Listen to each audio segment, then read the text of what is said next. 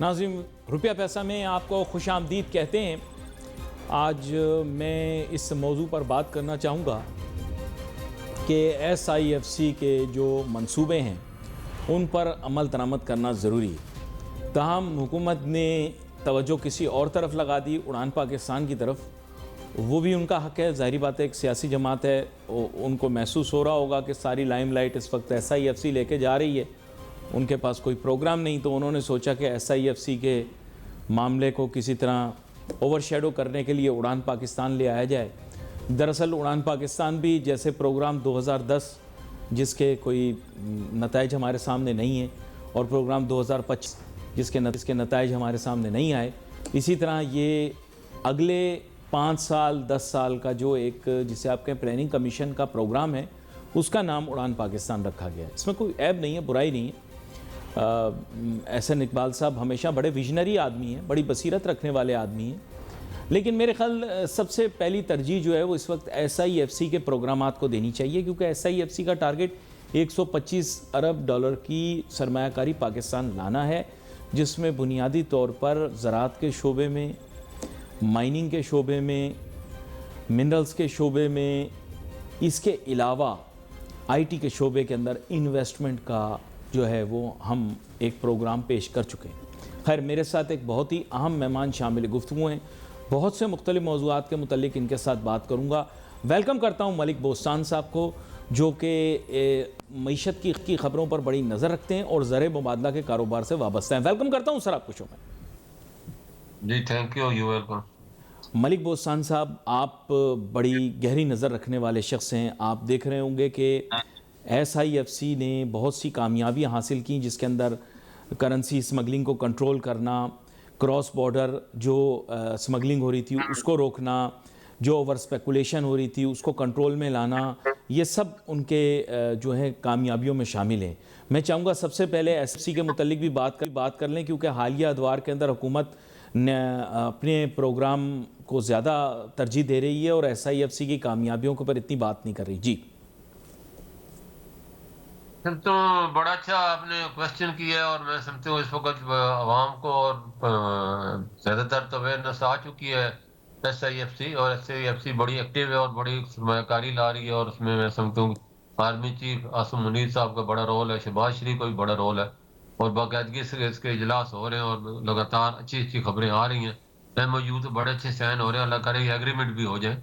और जिस तरह हुकूमत ने अभी जो है ये बहुत बड़ी खबर है पाकिस्तान के लिए कि वर्ल्ड बैंक ने, आपको पता होगा, 10 अरब डॉलर देने का वादा किया है, और 10 अरब डॉलर मजीद उनके जो झैली अदारे हैं वो 20 अरब डॉलर की पाकिस्तान वैद मुल्क है, जो कि 10 सालों अगले के लिए 15 जनवरी को इंशाल्लाह मंजूर हो जाता है। तो ये सारी SIFC की कोशिशें हैं, और उन्होंने उनको इस चीज़ पे बावर का पाकिस्तान की मैशत क्लाइमेट चेंज से, सैलाब से, बहुत सी दहशतगर्दी की शिकार होने की वजह से इसके माली सपोर्ट की अच्छा ज़रूरत है। तो इसी चीज़ को मद्देनजर पहला पाकिस्तान मुल्क है जिसके लिए इतना बड़ा पैकेज वर्ल्ड बैंक ने दिया है। तो मैं समझता हूँ अगर ये अप्रूव हो जाता है तो पाकिस्तान की मैशत जो हुकूमत का अभी आपने सिर्फ 5 साल मनसूबा उड़ान का नाम जो दिया है, तो पाकिस्तान की मैशत को उड़ा लेगा, और इंशाल्लाह पाकिस्तान जो है पटरी टेक ऑफ करती है और इस मैशत का जहाज उड़ने लगे पड़ेगा।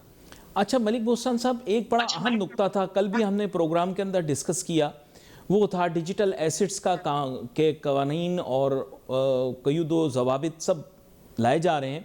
मैं ये चाह रहा था थोड़ा इसकी वजाहत भी करते कि ये जो डिजिटल एसेट्स और डिजिटल करेंसीज, क्रिप्टो करेंसी वगैरह के बारे में फ्रेमवर्क बनाने में जो ताख़ीर की है, इसकी वजह से बहुत सारा पैसा पाकिस्तान से निकल गया। अब दुम पकड़ भी लेंगे, लेकिन हम हमेशा क्यों इतनी ताख़ीर कर देते हैं? देखो, देर आमद दुरुस्त आमद, फिर भी शुक्र है दुम पकड़ लिए, वरना पूरा अगर दुम भी कट जाती तो फिर क्या होता। तो जी अभी भी बहुत चांस है, अभी देर नहीं हुई है। और जिस तरह मरियम नवाज साहब ने चाइना का दौरा किया और डिजिटल करेंसी ने पाकिस्तान से 70 करोड़ डॉलर की इन्वेस्टमेंट का वादा भी किया है, और मैं गलत दौर है डिजिटल का, और मैं समझता हूँ क्रिप्टो करेंसी जो है इसको इस लेवल पे कानून बना के मैनेज किया जा सकता है, क्योंकि हकीकत है जैसे आपने ट्रम्प ने कहा कि हम अपने सारे कर्जे क्रिप्टो करेंसी से उतारेंगे, तो उनके कर्जे आप सुन के ही बंदे का लिखने ही नहीं आते, इतने लंबे कर्जे हैं उनके। तो पूरी दुनिया इस हकीकत को तस्लीम कर रही है। वही जो लोग कहते हैं ना, खतरा देख के कबूतर की तरह आंखें बंद कर लें और बिल्ली कहे जी बिल्ली मुझे देख नहीं रही, तो बिल्ली उसको आगे दबोच के ले जाती है।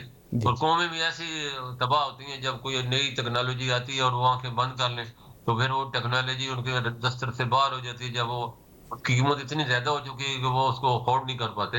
इसी तरह का हमारा नेट का मसला है जो अब कि इस मलिक वक्त बोस्तान पूरी साहब, आप जानते होंगे कि ये माजरत, मैं इसकी तरफ आता हूँ इंटरनेट की स्पीड की तरफ जाना, लेकिन एक लुकमा आपको देता चलूँ।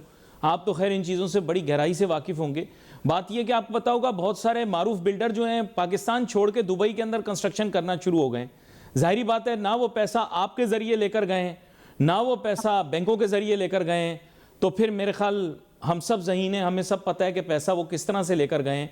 तो पैसा तो माजरत के साथ निकल गया जब इतने बड़े बड़े बिल्डर कराची से ही कमा के, पाकिस्तान से ही कमा के दुबई में हाउसिंग प्रोजेक्ट बनाना शुरू हो गए। देखो जी, नैब के चेयरमैन साहब को पिछले मेरे ख्याल 2 हफ्ते पहले का स्टेटमेंट है, आपने पढ़ी होगी, बड़ी हेडलाइन लगी थी कि ये पाकिस्तान इतना हमारी मैनेजमेंट, उन्होंने तो दूसरे लफ्ज़ों में ये है कि इतनी नाअहल है कि अरबों डॉलर का दुबई में इन्वेस्टमेंट हो रही है और कोई उनको पूछने वाला नहीं है, कोई मनी लॉन्ड्रिंग हुई है, कहाँ से मनी ट्रायल लेने की ज़रूरत नहीं है किसी में, क्योंकि पाकिस्तान कैसे तरक्की करेगा। तो उन्होंने ये बिल्कुल सही डायग्नोज किया है पाकिस्तान की मैशत को तबाह करने वालों को। जिस तरह आपने कहा, ये सारे बड़े-बड़े जो बिल्डर थे पाकिस्तान से, उन्होंने पैसा कमाया, पाकिस्तानों को जो है ज़मीनें जो थी। ये बड़ा अहम नुक्ता है जो कि आपने पेश किया है नाजरीन, और ये तवज्जो मैं आप लोगों की इसलिए दिला रहा हूँ क्योंकि मैं काफ़ी अरसे से बोल नहीं पा रहा था, क्योंकि आपको पता है हाथ ये लोग बांध देते हैं कि जी क्रिप्टो के बारे में बात नहीं करें, ब्लॉकचेन के बारे में बात नहीं करें, डिजिटल एसेट के बारे में बात नहीं करें, यानी ओवरऑल हमारे एनवायरनमेंट की बात कर रहा हूँ। हुआ क्या कि इसके बहाने बहुत सारे लोग पाकिस्तान से, बल्कि मैं कहूँगा बहुत बड़ी पैमाने के ऊपर, ये जो आपने देखा होगा कि सारे जो पाकिस्तान के कारोबारी शख्सियात हैं, इनकी तुर्की में तस्वीरें खिंच रही थी, तो ये तुर्की वहाँ पर सल्तनत उस्मानिया की यादगारें देखने नहीं जा रहे थे, ये अपना सब पैसा वहाँ लेकर जा रहे थे। और आपको पता है फिर बाद में टीवी पर भी ये बात आई, कितने ही पाकिस्तानी तुर्की चले गए, और हम जल्दी जल्दी पासपोर्ट वगैरह बनवा रहे हैं, भेज रहे हैं लोगों को बाहर।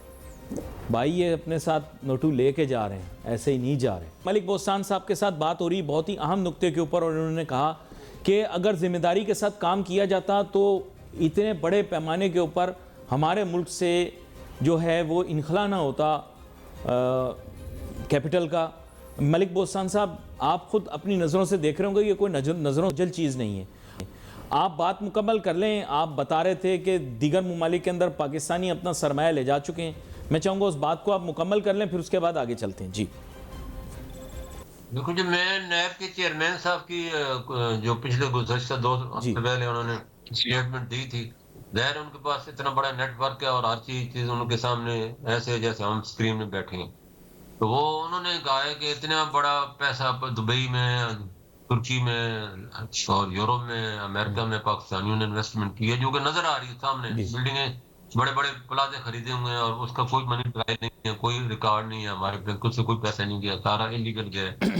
और उसमें मैं सबका एक कानून है इंटरनेशनल, जो कि अगर हुकूमत चाहे, क्योंकि ये चाहते नहीं है, तो उसका क्या हाल है कि अगर कोई भी मुल्क किसी भी पाकिस्तानी का पैसा किसी जगह पे इन्वेस्टमेंट है और वो उससे मनी ट्रायल नहीं देता, तो पैसा पाकिस्तान को वापस मिल जाता है। लेकिन मलिक साहब, सवाल ये पैदा होता है कि आपसे पाई पाई पैसे का हिसाब लिया जाता है।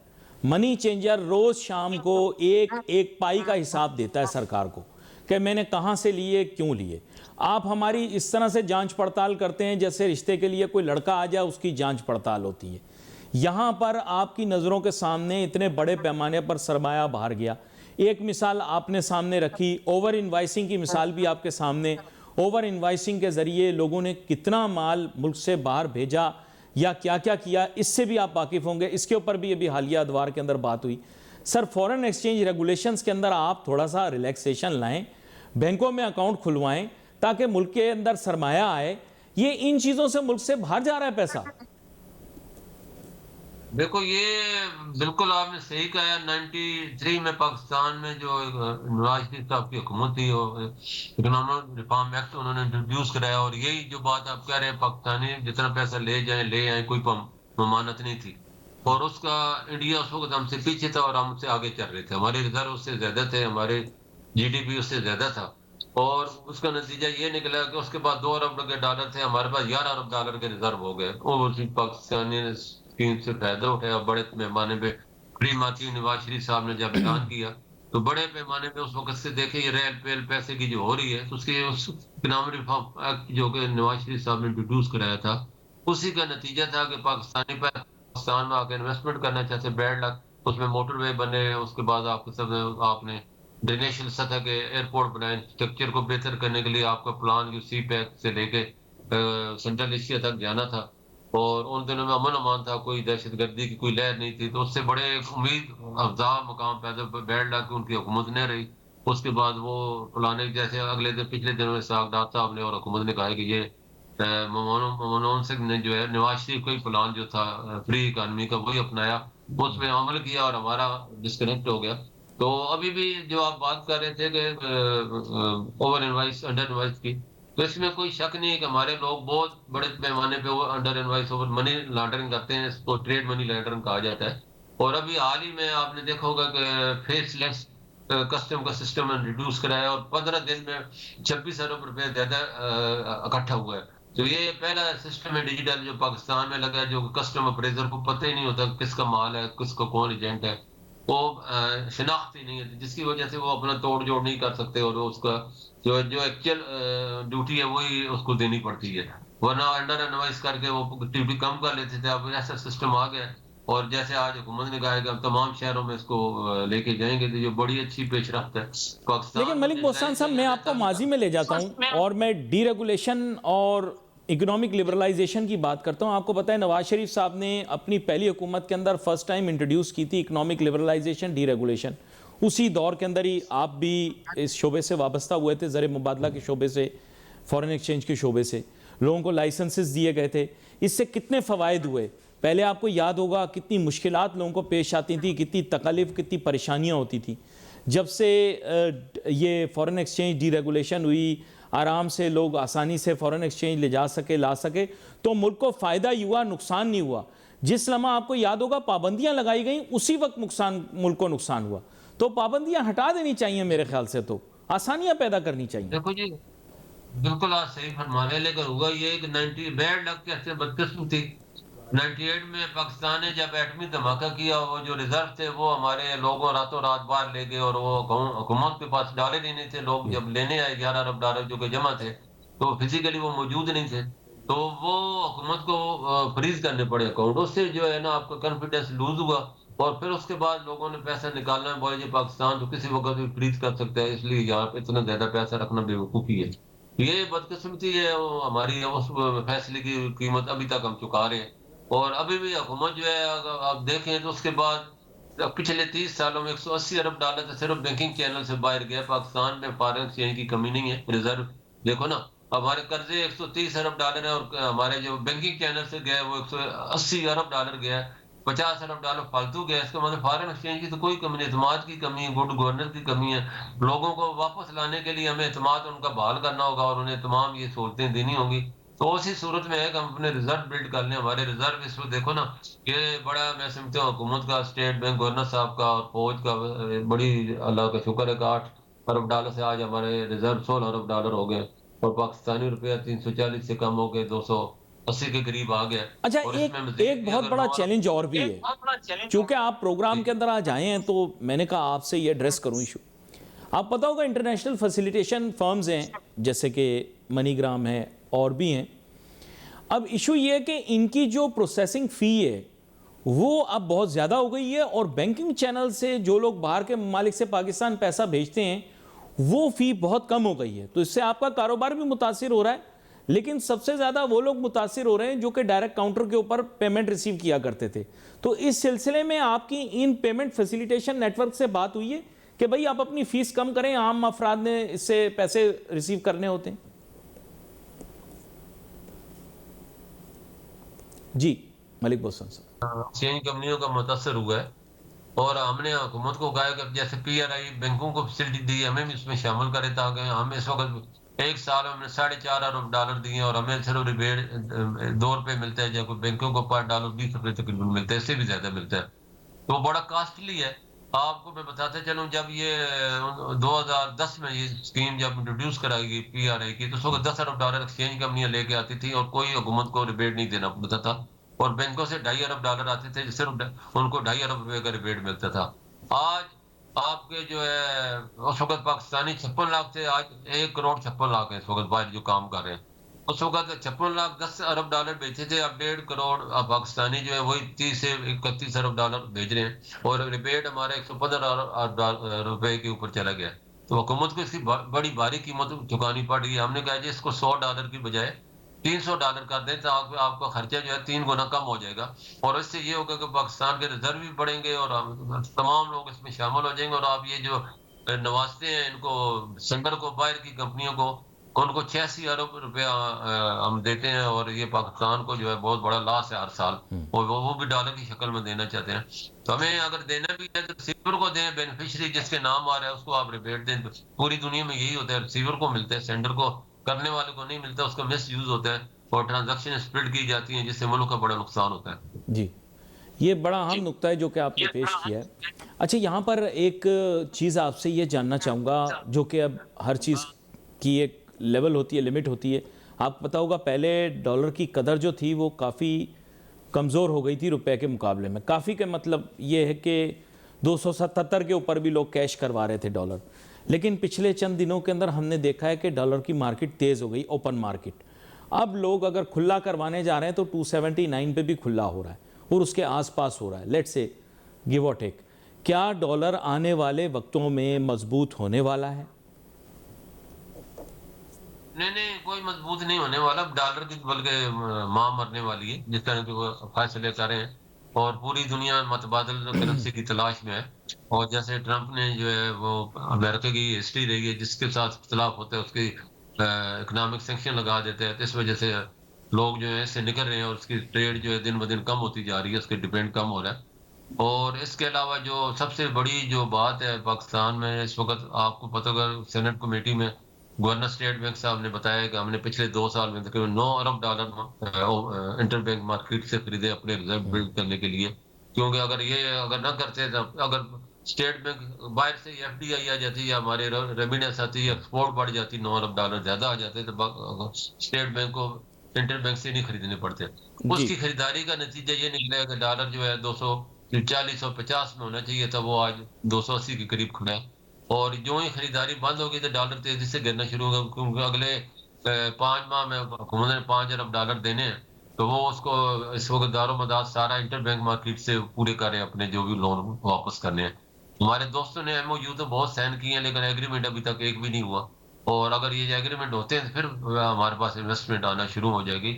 اور اس کے علاوہ نیٹ نے ہمیں بڑا نقصان پہنچایا ہے، آپ کو پتہ ہے 1 گھنٹے کا ہمیں $1 ملین کا لاس ہوتا ہے، اور اس میں 30 لاکھ سافٹ ویئر سے وابستہ لوگ ہیں، 23 لاکھ فری لانسر ہیں، 53 لاکھ لوگ ہیں، 53 لاکھ گھرانے اس سے چل رہے ہیں، اور ہمیں اس کا بڑی بھاری دنیا میں نمبر 1 میں پاکستان جس کا بہت ہی سلو ہے نیٹ، جی، تو جی، ہمیں اس کو تیز کرنا ہوگا۔ بھی سنے حکومت نے اسٹار لنک سے بات کی ہے، اور جی، آلریڈی 2 سیٹلائٹ پاکستان میں کام کر رہے ہیں، اگر اس میں ہو جاتا ہے پھر اللہ کا شکر ہے کہ پاکستان کی جو فری لانسر ہے یا سافٹ ویئر ہے ہاؤس کھلے ہوئے ہیں، تو وہ ہمارا جو ٹارگیٹ ہے گورنمنٹ کا $5 ارب سالانہ ہم اس کے حاصل کریں گے، تو یہ اچیو ہو سکتا ہے بشرطے کہ ہماری فاسٹ ٹریک پہ آگے انٹرنیٹ۔